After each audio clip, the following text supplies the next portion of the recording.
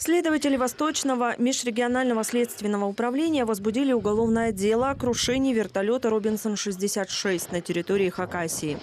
Напомним, воздушное судно вылетело из Новокузнецка в сторону Горно-Алтайска в полдень 10 декабря.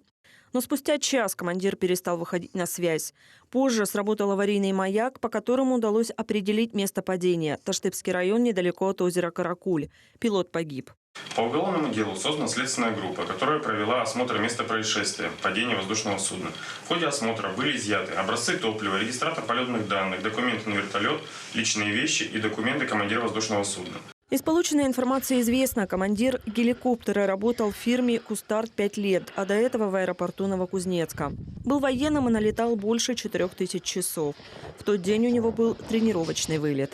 Также в ходе следственных действий следователи изъяли документы на топливо и его образцы с места заправки вертолета, по которым назначены химические экспертизы. Также допрошены в качестве свидетелей инженеры, проводившие предполетный осмотр воздушного судна. Следствие рассматривает несколько версий произошедшего: неблагоприятные погодные условия, ошибка пилотирования, технические неисправности воздушного судна.